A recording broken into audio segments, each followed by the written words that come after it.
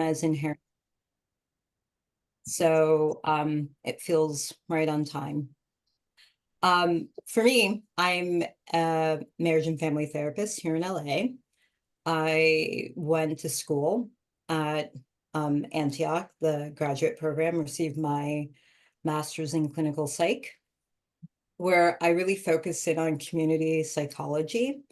And I am in private practice now as a narrative clinician. I also have the honor of teaching courses here for the undergraduate psychology program. And yeah, I'm really happy to be here talking about this area that I also have my own personal interest in as a psychedelic user myself. Thank you, Tanya. Good to be here with you. I want to set this up very briefly, and then I'll have a question for you, Tanya. There's two quotations that I wanted to, very short quotations that I wanted to start with. Because I think we'll circle back to them multiple times. Well, one is from Terence McKenna. Yeah, that guy. But one of the things Terence said that I think is really helpful is he talks about the primacy of direct experience.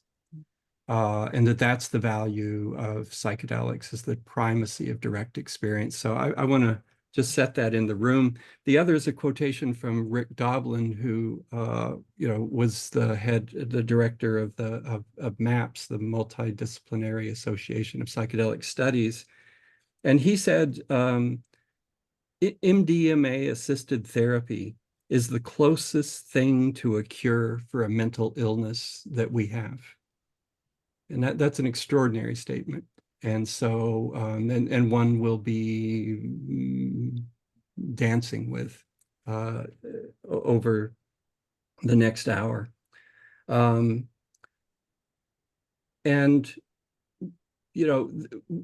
we're talking about psychedelic assisted therapy. And that's a very complex field and area. We're going to limit a lot of our conversation, but not all of it by any stretch, to MDMA-assisted therapy. We can also talk some about psilocybin-assisted therapy, ketamine-assisted, we can go other places, but most of the work done around PTSD to date has been with MDMA. And through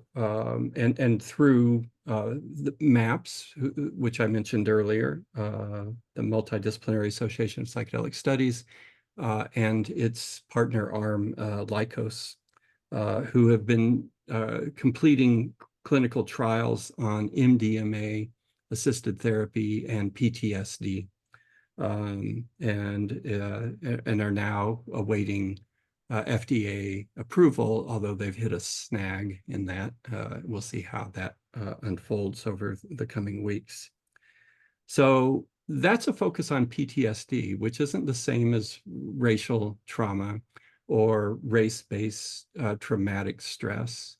And so that's where I want to start with you, Tanya, is do you mind talking a little bit about how racial trauma or race-based traumatic stress is similar to and different from PTSD? Yeah, absolutely. I really appreciate Rick Doblin as a fellow Floridian, and also I wanted to state that, yeah, psychedelics, truly impactful. Also, correcting economic disparities, I think would be the pathway to reducing mental unwellness. And since it seems like this country isn't doing that, possibly psychedelics. So yeah, race-based like trauma and stress. If we're looking at a definition here from Dr. Williams, she expresses that racial trauma. What? Even at school? And Kelly, I'm just going to mute you. Okay. That racial trauma is the cumulative is the cumulative effect of racism on an individual's mental health. It's been linked to anxiety, depression, despair, suicidal ideation, as well as physical health issues. It is important to distinguish race-based trauma from PTSD. There are some overlaps in the DSM. I mean, the foremost being PTSD, but also anxiety, depression, substance abuse, alcohol abuse, binge eating. But the impacts of race-based trauma are can range from the survivors. It can feel alike and akin to the effects of like rape and DV. It's a violation of a person's individual personhood. The person is left feeling disempowered, powerless. These events are unpredictable and often uncontrollable. And when discussed, they may be challenged, ridiculed, or dismissed. Reoccurring violence and microaggressions are similar to bullying or sexual harassments. The subtle acts, in fact, may be worse than overt acts. So there's some non-DSM manifestations of race-based trauma. These are put forth by Dr. Kenneth Hardy. So assaulted sense of self, internalized evaluation, internalized voicelessness. That's the inability to speak on one's own behalf, which can be a precursor to rage. There's something called psychological homelessness, not knowing who or where you belong. Survival orientation, idealization of the qualities of the abuser, complex accumulated grief and loss, pervasive self-assessment. There's the wound of rage, inhibited anger. And so this can also manifest physiologically as high blood pressure, heart disease, alcoholism, hopelessness, performance anxiety, anger, and it can really abbreviate life expectancy. So yeah, it's different from PTSD. And just to underscore something that that with the race-based traumatic stress, that the individual doesn't have to have directly experienced this. So sorry, it's a collective trauma.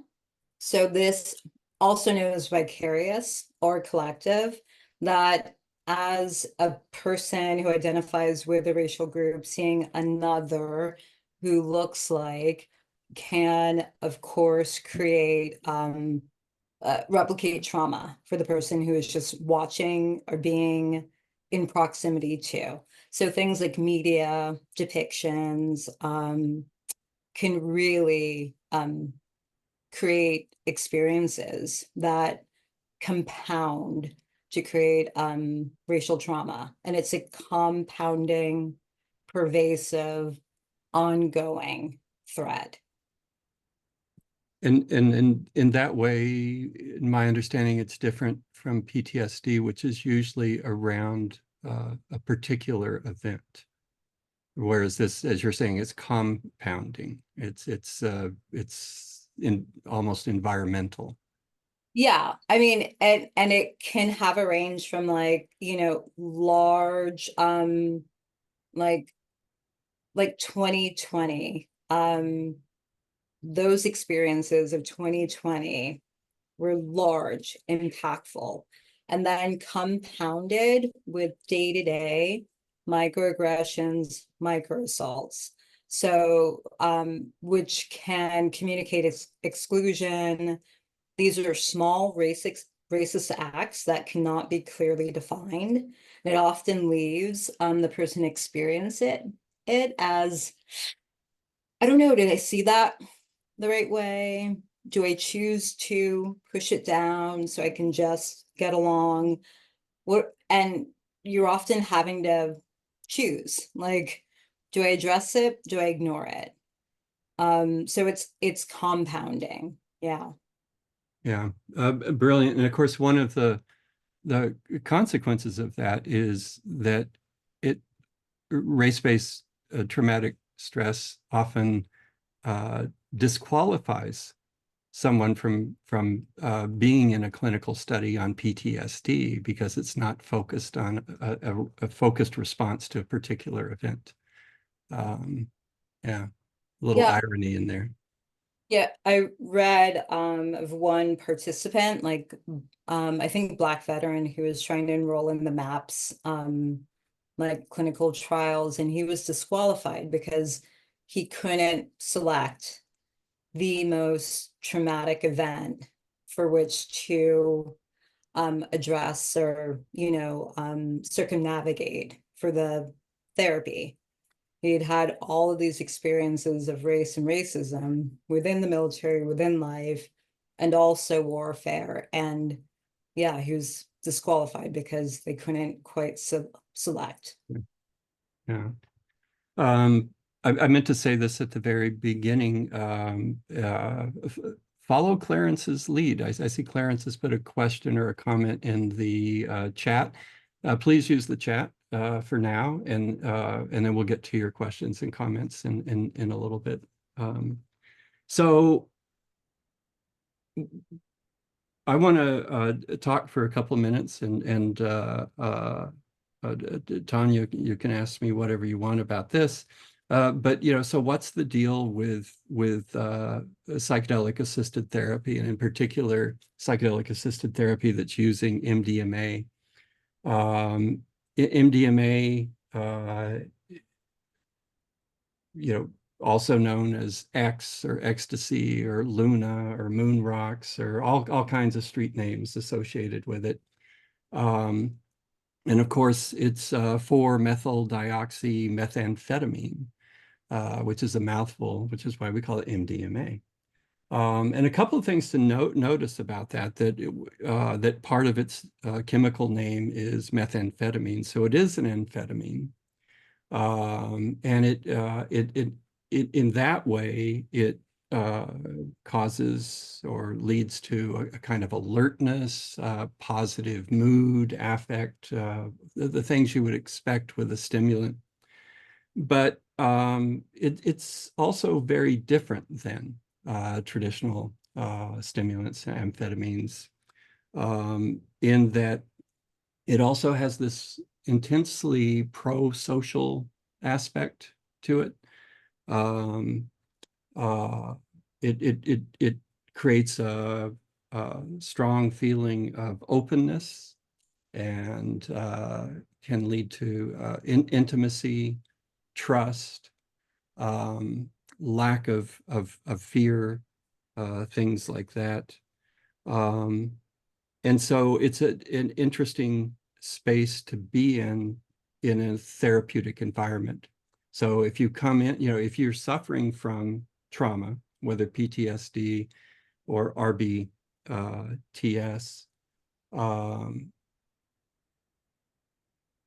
MDMA can help lower the defenses that you often carry, lower the experience of fear, open you up,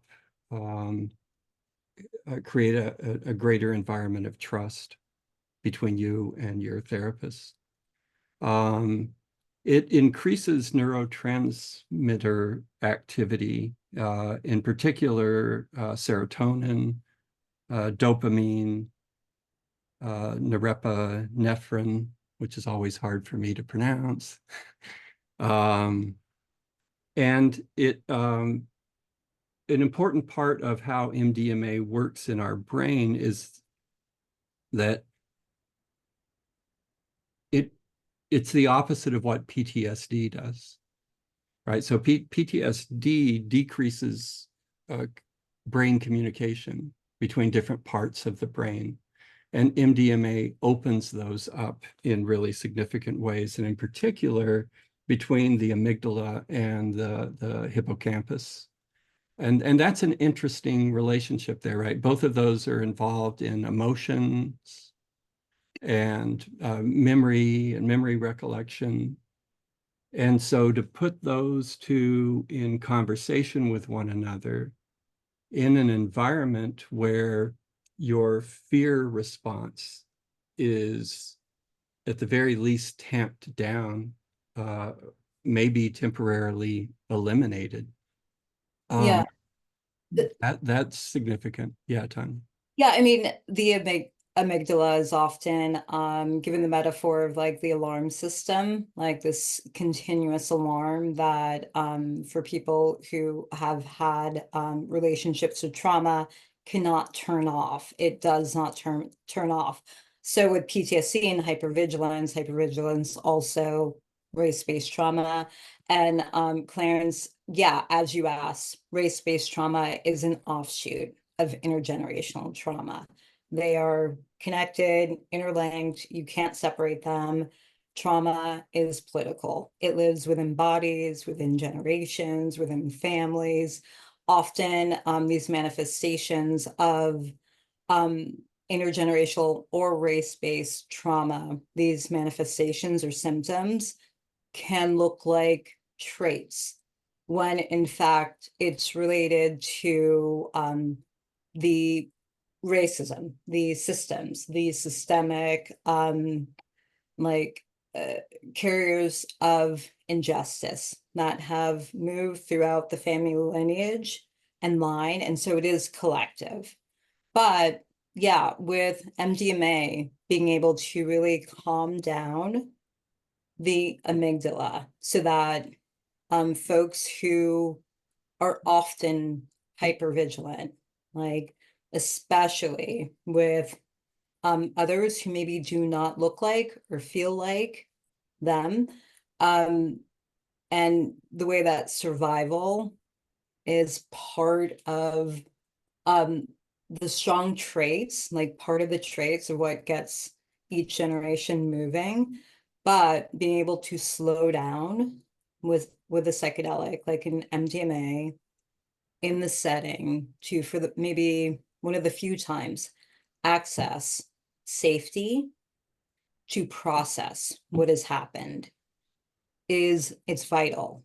And David, I mentioned to you before that as a therapist and someone who has her own kind of psychedelic practice, I sit with some of the issues and problems that are baked in to psychology and into corporate agendas that are kind of latching on to psychedelic assisted therapy.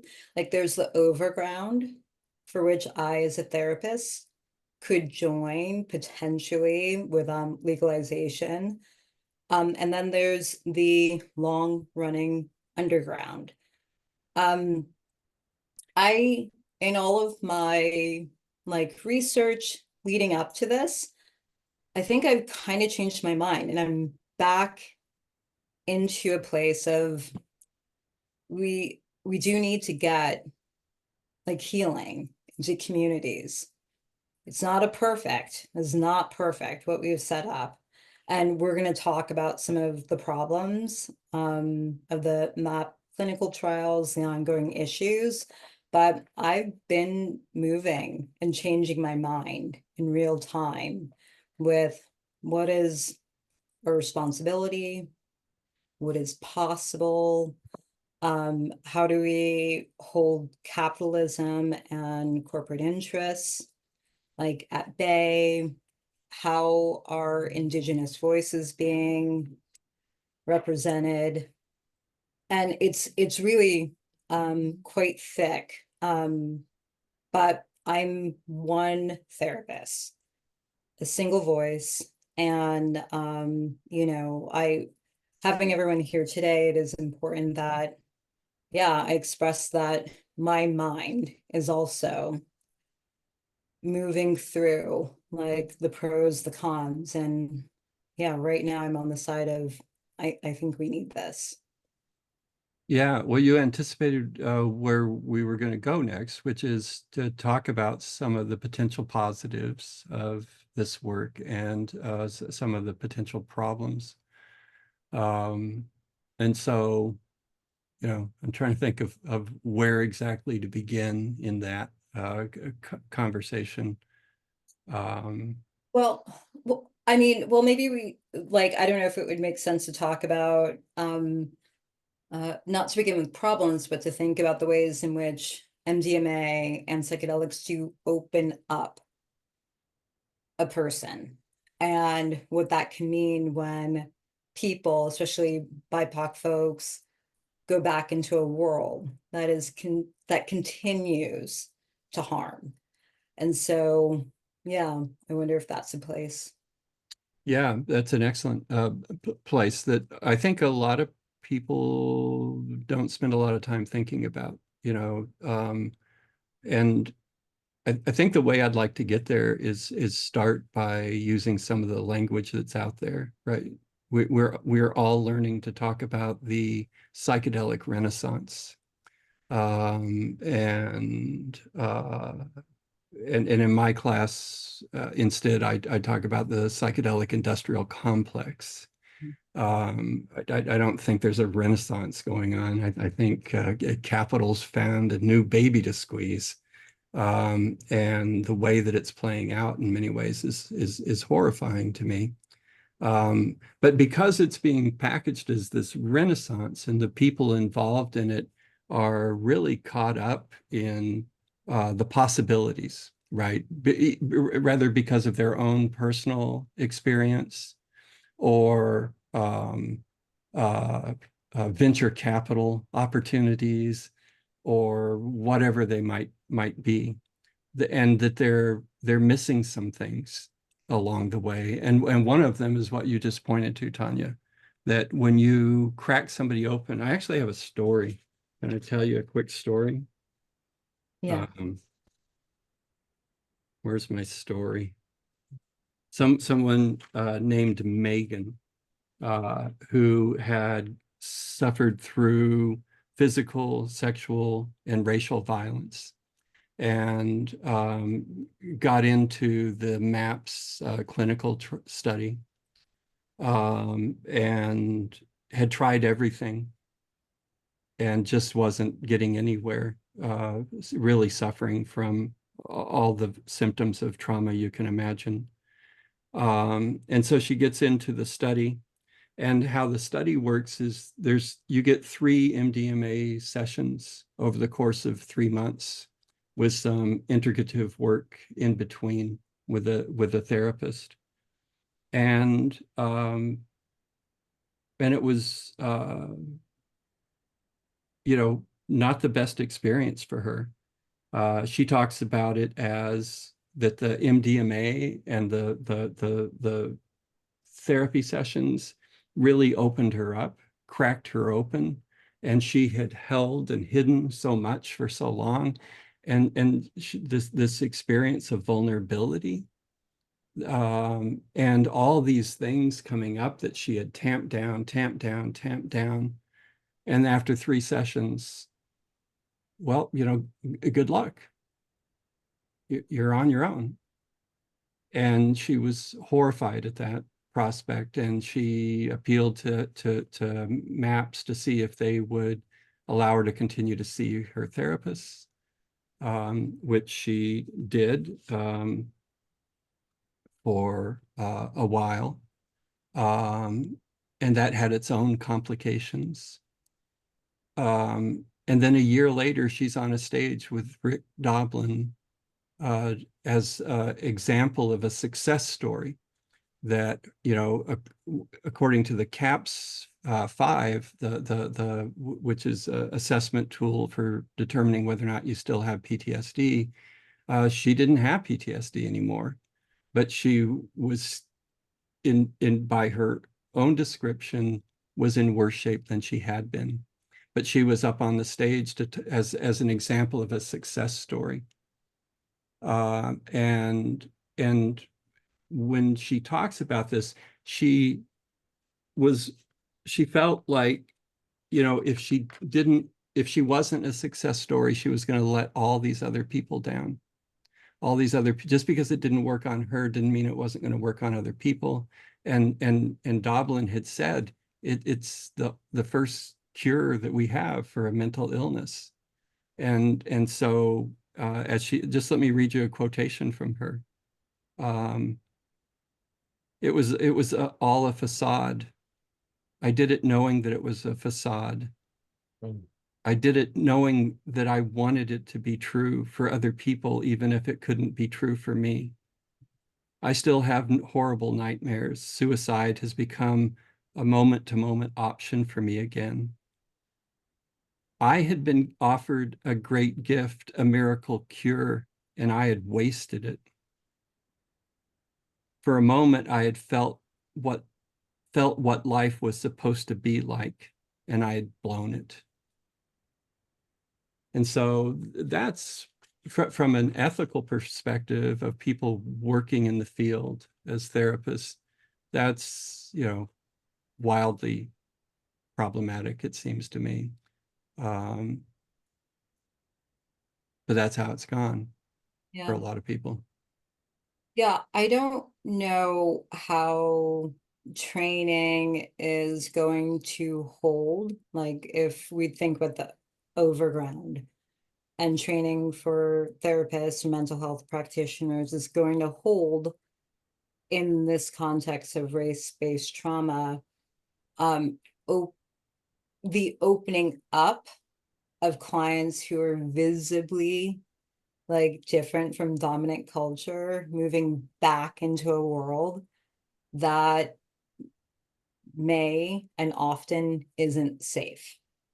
And if, you know, like the MAPS trial with 3 sessions, if this becomes part of something that healthcare is paying for, and there's this, standard um, practice and standard session amounts that are allotted, how do you make space for it's going to be different when these clients go back into the world with really important heart openings and a world that may and is often not open to them and open to their bodies and open to their bodies trying to access joy, freedom, expression.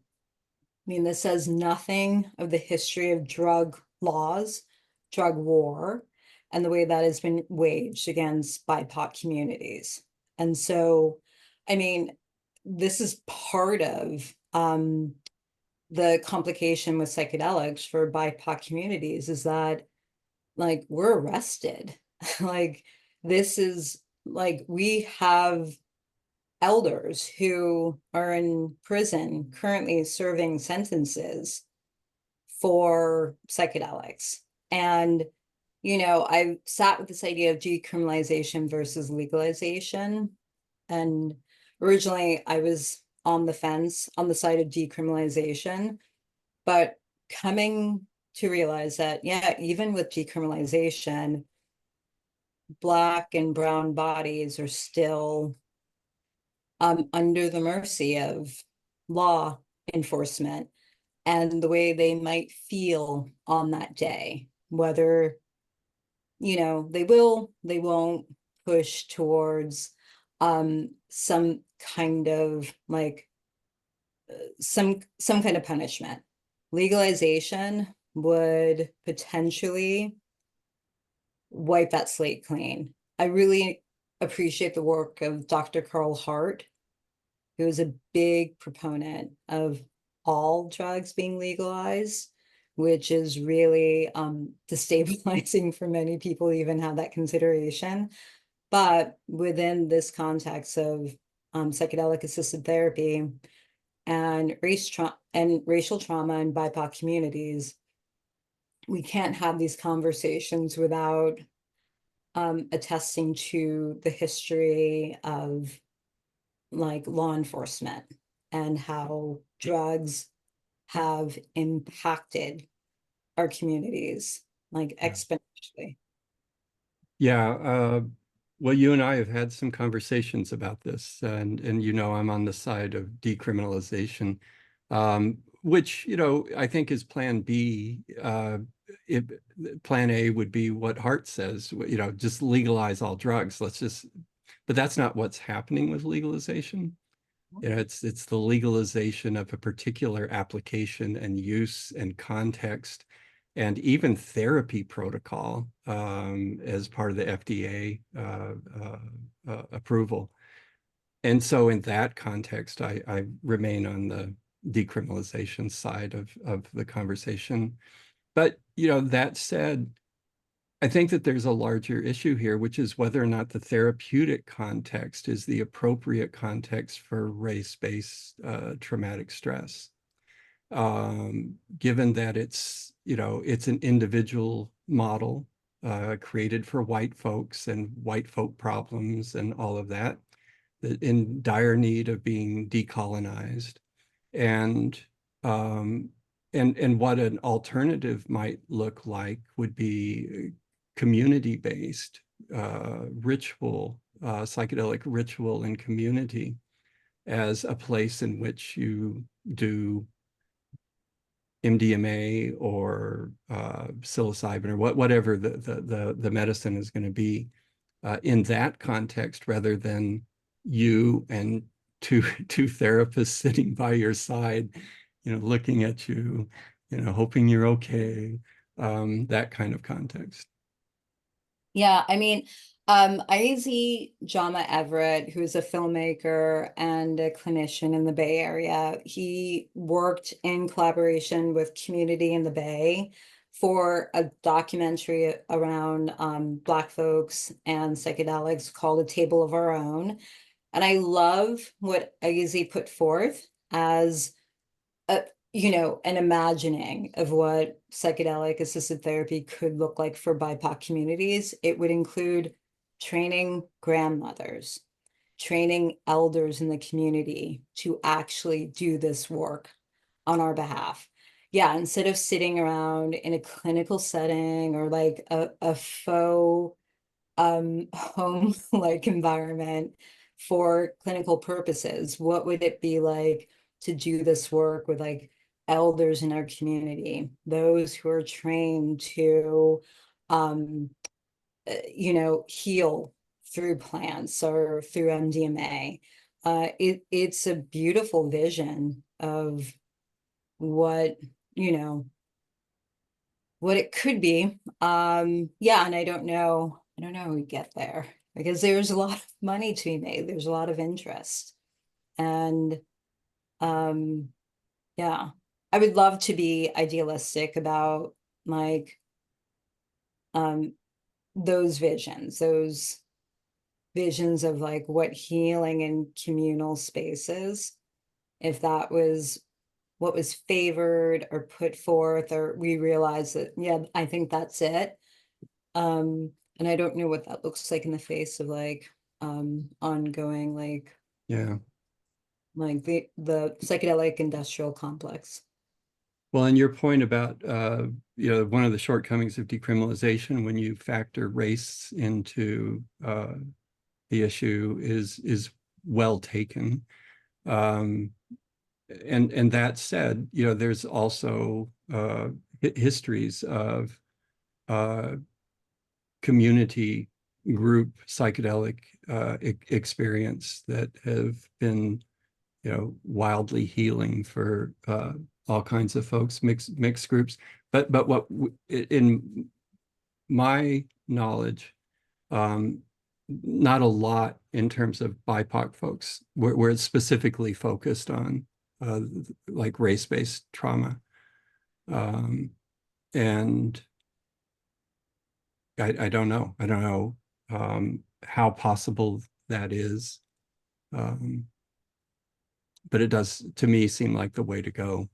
Um, I mean, we heal through connecting with other people. We heal in connection. And so, yeah, it is really important to consider the models that are being put forth as like this dyadic therapy team, one-to-one client, it's not really like community and through people. It's like through your clinicians you heal. But yeah, actually healing is done through community, and in connection to community.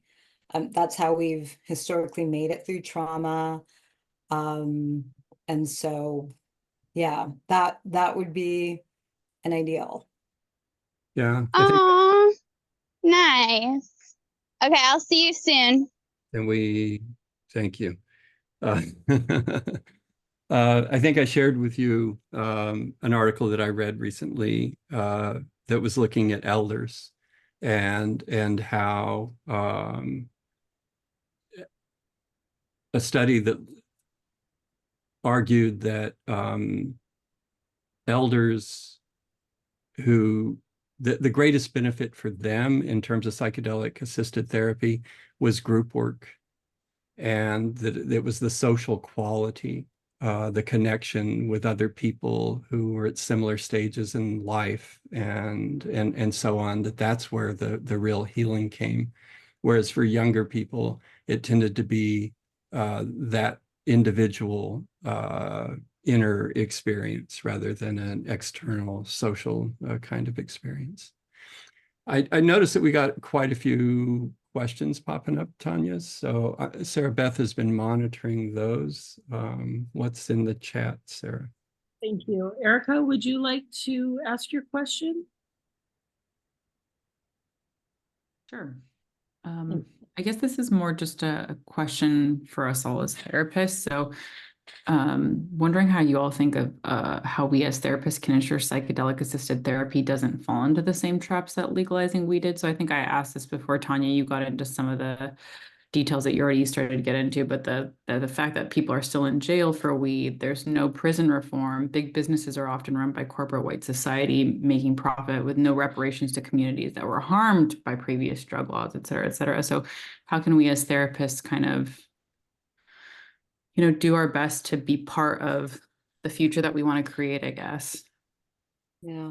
I mean, I would think that, yeah, that's multi-dimensional. Like, I think we'd have to demand more from our trainings. Like, if you're doing any kind of trainings for psychedelic assisted therapy, like demand, ask these questions of the trainers, of those who are running programs.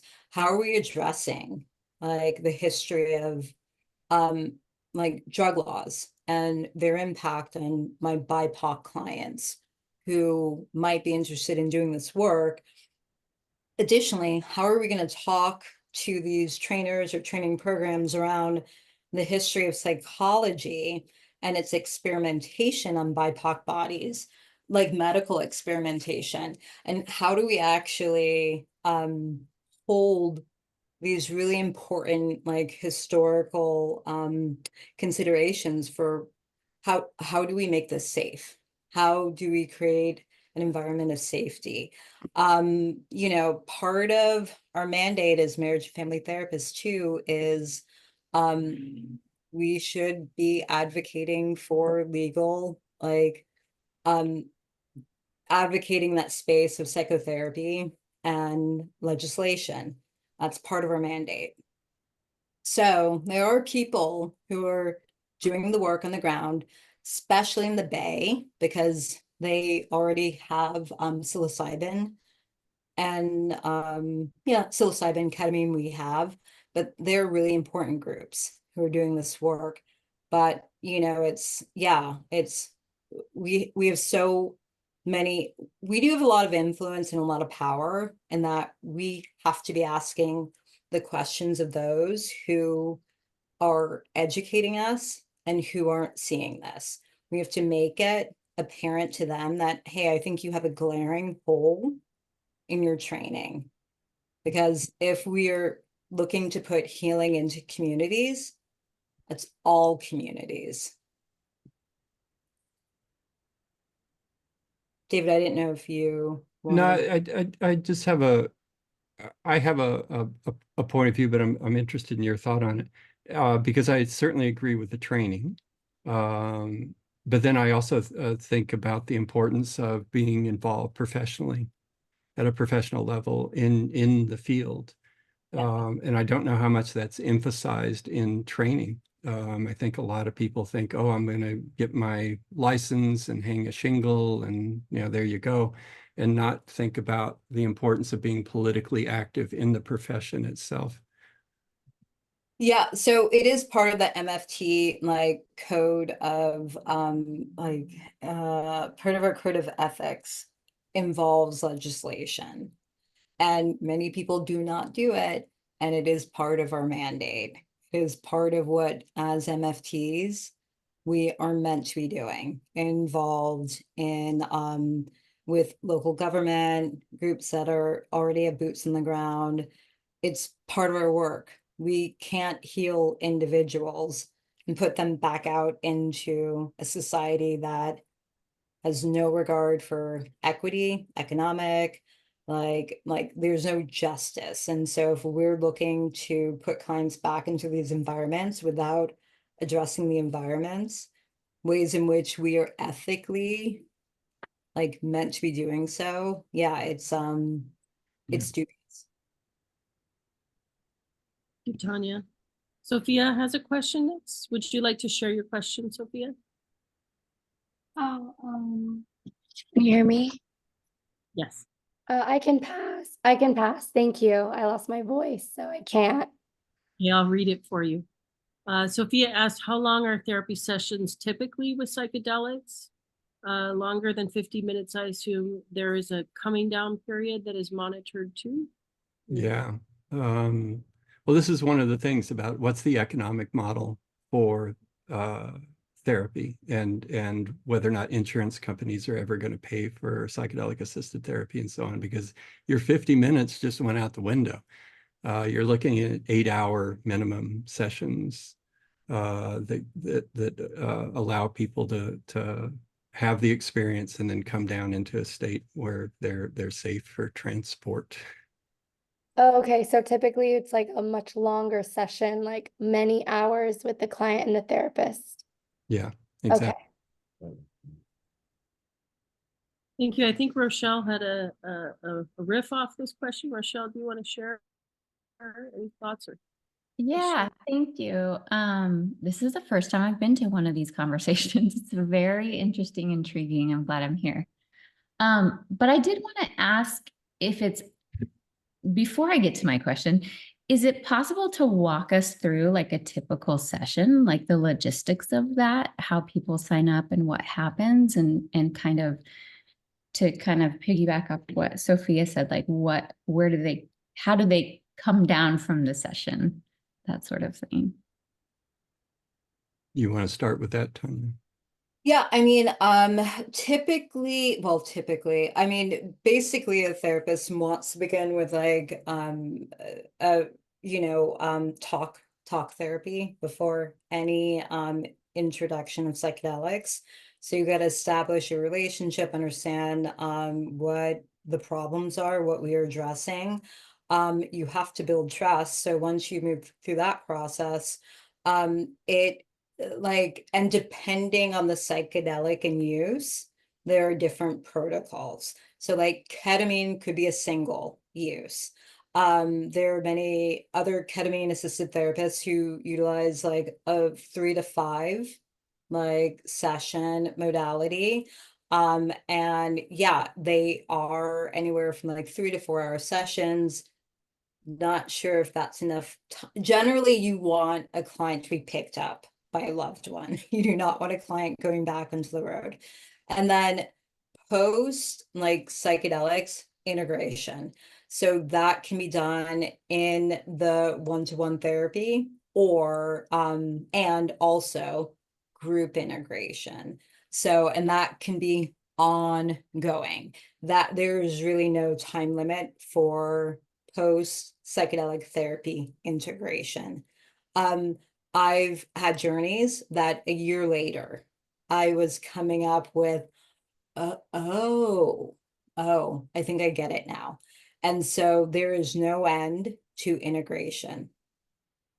Thank you. That actually speaks to my curiosity around integration, because I'm sure it looks different for everyone and can be at any length of time, at any intensity as well. So curious, yeah, I was curious how there is support for that, if there is support for that in place. Yeah, there ought to be. There ought to be. Any therapist who's doing this work ought to be setting either like doing the integration and or connecting clients with groups within which to do very specific integration work. Ought to be. That is not necessarily the standard. Thank you. Yeah, and I would just add and maybe I should have said this earlier today. So one of the things, Tanya is a licensed therapist. I am not, but I've worked with people in the underground for many years now, along with my partner, who's here somewhere today. So it's similar, but very different kind of approach. And I would agree with what Tanya said, the importance of the preparatory work in establishing, a vibe, a trust, and everybody on board that, yes, this is the right way for us to move forward. And then sitting the experience itself, and then the importance of integrative work after, which it's interesting to me, a lot of people aren't all that interested in that, or they want to go and do it with their therapist instead of with their underground guide. Thank you. Rosa, did you want to add anything to your comment in the chat or share that? No, I think it was just my frustration with predatory capitalism in general. So venting a little bit. Yeah. Thank you. Yeah, I mean, Rosa, it's a great, like, it's a profound consideration. Like, how do we balance these risks? And from my position as a Black person, like, I want for there to be no risk of me being criminalized when accessing psychedelics. And yeah, that will probably result in big profits for companies. And, we can't talk about psychedelic assisted therapy without recognizing there's a privilege to even being able to access this work. Like, this is a privileged position to even be able to access. And so there are considerations for barrier to entry with like fees, and some of the rates for like psychedelic assisted therapy are astronomical. And yeah, the underground can provide something that's a bit more economically feasible, and the risk of criminalization and law enforcement persists. So this is a double-edged sword. Yeah, and hence the psychedelic industrial complex language. And I think that's a helpful frame to consider this in. So you have venture capitalists who are spending millions and millions of dollars to corner the market on things like, if you think about psilocybin, you need, within the therapeutic context, you need to have some strong sense that there's a regularity to the dosage, for instance, which you can't really have when you're doing mushrooms, right? Mushrooms vary in potency and how long they've, all of those kinds of things. And so they're not only getting patents on particular ways of distilling the psilocybin or producing the MDMA, but also the therapeutic protocol for the administration of those medicines in a therapeutic context. it just scares the hell out of me, what they're up to. And it's clearly a for-profit industry. So that's why there's so much interest, I think, at this time. Sakti, I don't know if you're still here. I don't see your name here. The question is, could capitalization of these psychedelics end up promoting spiritual bypassing instead of psychological wholeness? I mean, yeah, so does therapy. Like, yeah, of course. Like, any system under capitalism will produce like off ramps to, will produce bypass.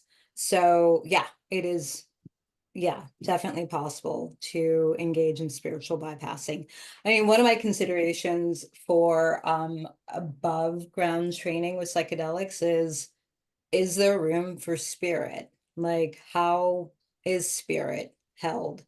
How are these important considerations from indigenous communities around what is actually happening during a psychedelic experience?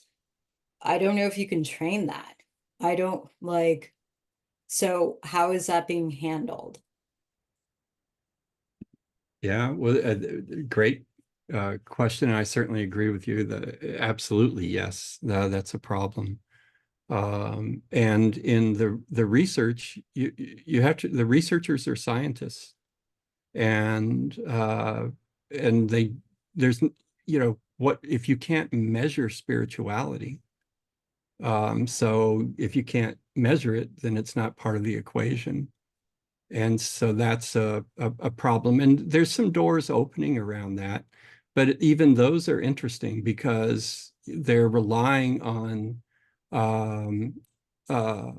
assessments from mid-20th century that were developed by white men and white men's understanding of what spirituality is, that doesn't have anything to do with what other groups' understanding of spirituality is. So as one example, you know, the transcendence of the body, right? So a spiritual experience, you transcend the body. Well, maybe you do, you do, white dude, but a lot of other folks don't, right? It's rooted in the body, and women have taught us this, people of color have taught us this, queers are teaching this. And so how are you going to even define what spirituality is? And if you were going to measure it, figure out a way to measure it. So the problems are huge within the legalized community. Yeah. Yeah, I mean, try bypassing a body during an ayahuasca experience. Good luck. Like, you're going to be brought to the edges of the body. And I mean, you know, I get really, you know, this is that move of how do you hold for like spiritual possession in the above ground with psychedelics? The idea of a bad trip, and how do you go through the complexity of like what a bad trip could mean from a Western perspective versus an indigenous holding of like the bad. So yeah, this is truly, truly, truly wonderfully, beautifully complex. Joel has a question. Joel, would you like to ask? Hey everybody, Joel, he, him, they, and I wanted to ask specifically, I've had a long, almost 2 decades, personal development with mushrooms and psilocybin. And my friends are always asking me, hey, can I take the medicine with you? I'm really curious, but I'm always hesitant because I know that there's some people perhaps with certain backgrounds of family illness and health conditions. And so I'm just wondering to this group if there's information in regards to people who would likely be would not benefit from such psychedelic therapy, or is there any markers that we should be aware of to avoid causing harm to somebody who's interested? Thank you. I will say this, and for me after this, I have to exit. I have a client coming in. But you know, there are Western models of that hold considerations for like like family histories, genetic predispositions, which may not be in alignment with the use of psychedelics, like family history of schizophrenia, um, you know, there are Western considerations. Other cultures would hold that everyone's welcome to the medicine. And for overground work, yeah, we have to hold that as part of the introduction to that introductory period for the clinician to assess with the client if this is the right intervention for you. So it can't be rushed. And from an individual perspective, you know, yeah, like individual agency and choice, I don't know, that's a different consideration. Does that make sense? Yeah. Yeah. I know you have to go, Tanya. Usually we end at 5 and then we hang out. Whoever wants to hang out, I'm very glad to continue the conversation with anybody who wants to stay. Sarah Beth, I don't know if you had any announcements you needed to make. Love in the chat and thankfulness for this conversation. I know you have to go, Tanya, but I will make sure the chat gets sent to you. Okay, thank you so much for having me today. Yeah, if anyone has any questions or would like to contact me personally, please feel free to reach out to me. I would be happy to continue the conversation. But thank you, David, for inviting me here today. I really, like, I always enjoy being in conversation with you. Yeah, it's mutual, and we'll talk soon. Yeah, thank you, Tanya. Bye, everyone. Thank you, Tanya. Thank you. See everybody else next week. And I want to take a stab at the question that Tanya was answering as well.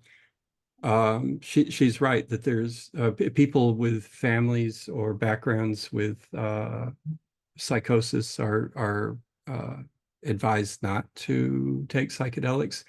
A lot of that advice comes out of the research community. And you think about, you know, part of their motivation is they want their studies to be successful. And so they're extra careful about who they let in the screening process, who they let into the study, so that they enhance the chances that the study will be successful in terms of finding the findings that they were hoping to find. So there's that. As an underground person, I think it really depends on the individual case. And, you know, we will be in conversation with somebody for quite a while before we ever say, yeah, okay, we'll agree to work with you. And so we try to suss out, you know, where that will be helpful and where it may not be. The other thing to think about is that one of the things, especially if you're talking about psilocybin, one of the things that it's doing, some of you will be familiar with this language about the default mode network and how rigid it can get in your brain, and that psychosis tends to be a hyper rigidity in terms of the relations of the different parts of the brain as they're facilitated through the default mode network. So, and then psilocybin loosens that up. And so for people with psychosis, right, what they need is to establish a little more rigidity. People, and so there's an argument to be made that the psilocybin wouldn't actually be helpful to them because they need more rigidity, not less rigidity. So that's something that factors into this as well.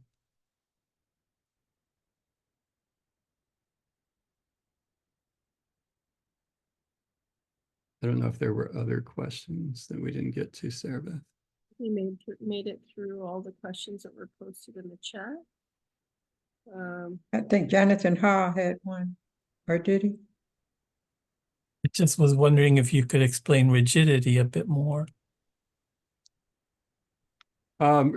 Rigidity in terms of thinking patterns, association patterns. There's the image in which we get stuck in these grooves, like skiers do going down the hill, and we just keep going in the same groove, same groove, same groove, and then the image of this, what are they called? Snowmobile? Well, not snowmobile. What are those things called? I don't know. But you shake them up. Snow globe? Snow globe. Thank you. And so now all the old patterns and pathways are covered, and you can start afresh and establish different kinds of patterns. We have some questions from Io and from Lisa.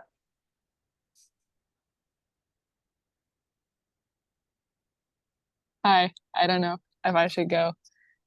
I was just gonna bring up something that we touched on in your class, David, about some of the complications of legalizing psychedelic therapy. And hold on one second.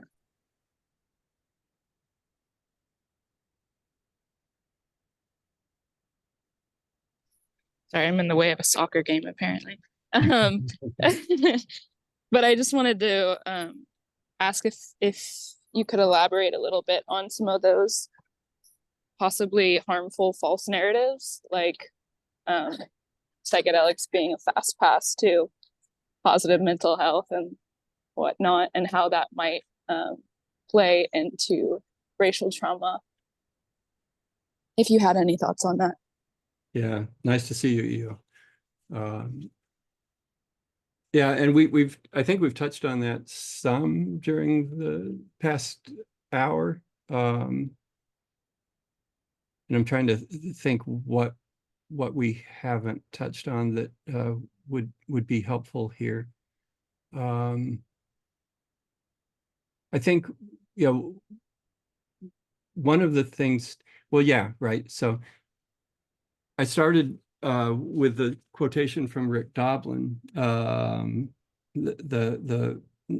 who used to be the head of MAPS. MDMA-assisted therapy is the closest thing to a cure for mental illness that we have. And that's an interesting framing of things, it seems to me. It fits with our desire for a silver bullet.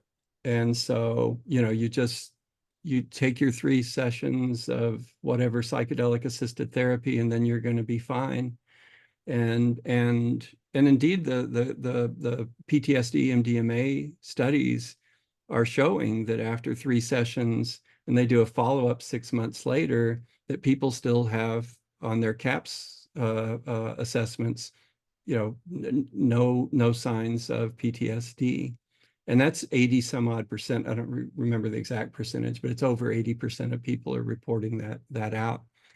And I suppose maybe, but then I go back to the point that Tanya touched on several times. So much of it has to do with the context that you're going to return home to and what your relationships are. I firmly believe that separation is the sickness. Separation is the sickness. And if you are in a society that is structurally and systemically racist, structurally and systemically heterosexist, structurally and systemically fill in the blank, this isn't going to be a magical cure. And so what you need is community. What you need is connection. What you need are relationships with people who understand your experience, both the traumatic aspects of the experience, but also the healing aspects through psychedelics. And so I think of it as an ongoing relationship, so I've been doing psychedelics for a long time, and I intend to do them as long as I'm still here, because checking in with them, and especially doing it with my intimates, right? With my partner, or with my friends, or with people that I know well. That's that's healing. It's a reset, right? It's a touchstone again into that space. And so the ritualized underground social experience with psychedelics is I think vitally important. And what are we talking about? Well, who knows? It could be once a year. For a long time, I was part of a group. We did it once a quarter.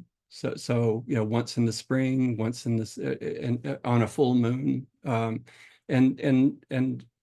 the value of that versus going and being in an office with two therapists who sit by your hand and look at you solicitously, and I mean, just in a kind of Motel 6 room with a picture of Buddha on the wall, I'll pass, thank you. And they're not even roughly comparable from where I sit. So I don't know if I answered your question, but you gave me a chance to rant, so I appreciate it. Erica, you had one, and then Asa, and then Roxy. Yeah, sure. Just wondering if there's anything that we should be learning from how Oregon and Colorado approached their decriminalization or legalization. I know, like, I'm in Oregon right now. One of the things that I was really impressed by is that they are making, I don't know quite all the details because I'm not involved in it all here, but you have to grow here is one of the things. So it's kind of stopping or trying to stop these like big, massive monopolies or venture capitalists from coming in and doing all of that sort of stuff. So wondering if there's other things that are top of mind for y'all about things we should be thinking about. Yeah, I take your point. I think it is good to look at those, both of which are decriminalization states. So not legalized models. And then I would add to that, look at cannabis. And there's a lot to learn from what we've done there. And we took, that's turned into a bit of a shit show. And one of the things that doesn't get talked about very often, what's happened with cannabis? Well, many things have happened with cannabis. One of which is we just keep breeding stronger and stronger and stronger and stronger strains. And the same thing has already started happening with mushrooms. And so, they are now out of control strong. And trying to imagine working with someone seriously, no, I just don't see it. And so, that's a silly example, but I think an important one. So look at those histories too, and get involved politically. It matters how we go forward. Thank you. Asa is gonna hold off for a second. Roxy, would you ask your question? Yeah. Hi. So nice to see you, Roxy. You too. I'm wondering about if you want to trip alone, in your experience, what I feel like sometimes there's times where you just kind of follow yourself, and other times maybe you want to set up something that's more therapeutic, to kind of like, yeah, I'm wondering, when you're tripping alone, is there something or some things or that you have put in place to not guide, but facilitate your intentions without another person there, just help you facilitate yourself? Yeah, I'm trying to think to what degree I can answer this question. Good question in a university context. I could ask you again offline. But I do want to say something though, right? So you know, there's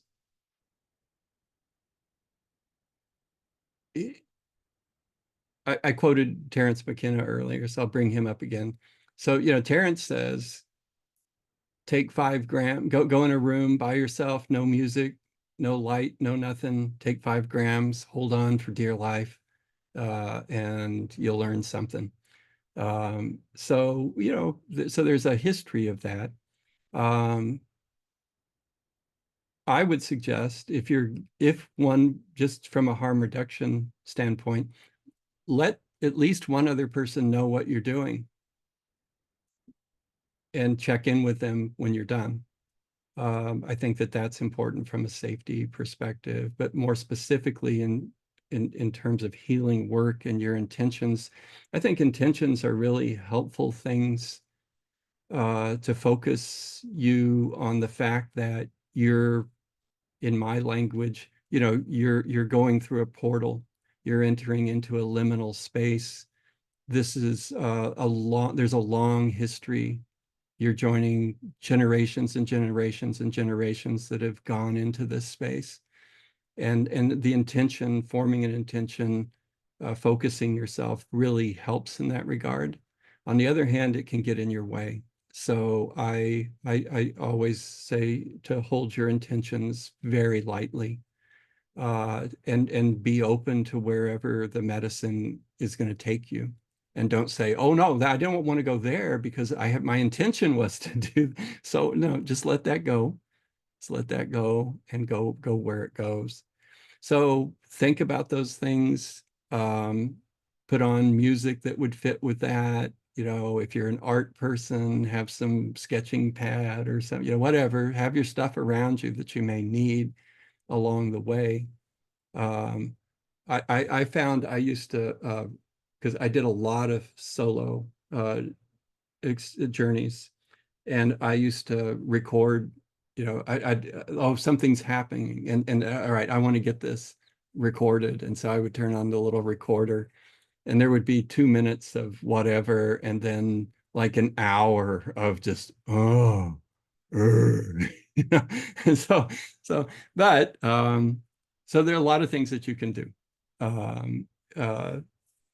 to help yourself along those ways. But I think the most important is just yes, yes, yes. You know, wherever the medicine wants to take you, yes.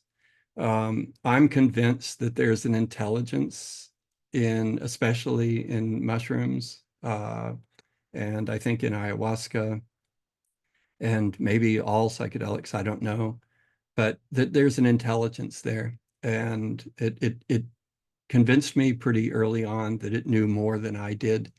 And so I found myself, I thought of a lot of my personal work was with psilocybin, and I thought of the mushroom as my teacher. And so I want to follow where it wants to take me. And, you know, for the most part, other than an exception or two, the mushroom was way smarter about where I needed to go than I was. So.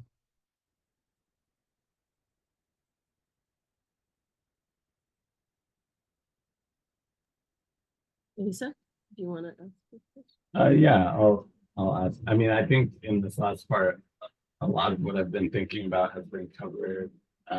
But I was curious about specifically with MDMA, David, in describing kind of the like doctor's office setting being observed, like in particular, that field seems very off to me with MDMA, that kind of psychedelic. And it makes me think of like rave culture and rave ethics and community of I don't know if people are familiar with like Plur, which is like the kind of peace, love, unity, respect as like the motto of rave culture. And ecstasy and MDMA are also part of that culture, but there's a kind of communal experience and elders who are more experienced and can guide. And so I'm wondering if the therapist community and the psych community have looked at this at all, like the difference between those, and whether, I mean, I know obviously you start getting into legal and logistical issues if you're recommending someone go to a rave or something like that, but it does seem to be a very different experience, more than just the chemical reaction in the brain. Like there's a dancing with people you love versus sitting in an office. So. No, absolutely. A story I like to tell is, I spent a lot of time in the high desert. I met this guy. I could tell instantly that, he was also a psychonaut, and we got into a terrific conversation. And he said, my spiritual practice is taking acid and dancing with thousands of people. And I get it. Like, yeah, I mean, all those bodies moving together and the rhythm of the music and with the medicine in you, that's spiritual. Absolutely. To go back specifically to MDMA, however, I don't believe in God, but I think MDMA is a gift of God. Take that for what you want. I just think it's one of the most extraordinary things that we have on this planet, and in terms of the good that it can do for us. And I see it as in a therapeutic, whether it's a licensed therapist or an underground person, as a kind of gateway to other kinds of work. So, you start with MDMA, and that quelling of the fear, and that putting you in this intimate place where you're not afraid, you have nothing to defend, your ego isn't dominating the conversation. You get in a place of, you have the ability to get in a place of radical honesty. And wow, what an extraordinary way to begin to build trust with somebody. And then go on into psilocybin or DMT, ayahuasca, and ketamine, whatever, which are very challenging in very, very, very different ways. So, that's how I think about that. And in what context? Well, I think it really depends. I think the safety of a solo journey with a guide or a couple of therapists, especially if you have a trauma background, that can be an extraordinary way to begin a longer journey in relationship with psychedelics, in a way that maybe a rave wouldn't be. Because that can be chaotic, and and what you need is the quiet. And so it really, I think all the work from an underground perspective, all the work has to be consensual, every aspect of it, to decide whether or not you want to move ahead, to decide what substances, to decide how much you're going to use, to decide who you want present, to decide whether you want to do it in a group or there's no one way to do this. And so it needs to be consensual, and it comes out of building a trust relationship before you even start using substances or medicines.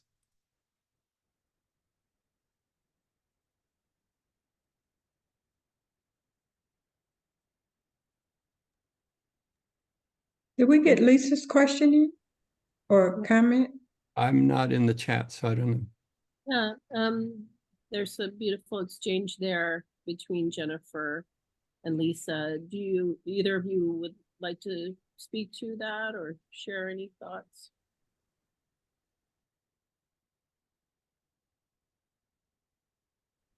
Hi, everyone. The Hi, Lisa. question, hi, David. The question is actually from my mom, Connie, and the question is on racial trauma and the use of psychedelics. Racial trauma is with us every day. The experience is ongoing. How do we use psychedelics to help this trauma? Is it everyday use, or does 1, 2, or 3 sessions, are they helpful? David has, in answering another question, David did answer this one as well as Jennifer. Thank you both very much. Always good to hear from you and your mom, Lisa. Yeah, but I would just quickly say again that's one of the differences, right? So if you're depressed, for instance, if we switch to depression, well, you're on daily medications for months, years, perhaps the rest of your life. And psychedelics is different than that, right? So you're not taking daily medications. You're maybe taking a series of 3 over 3 months, and then maybe another one 6 months later, or 9 months later, or a year later. So it's very, very different than the everyday use.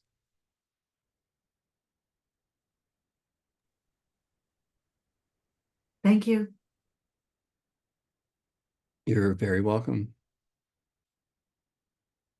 I'm sorry. My mom has something else to say. Connie? I also understood that psychedelic alone,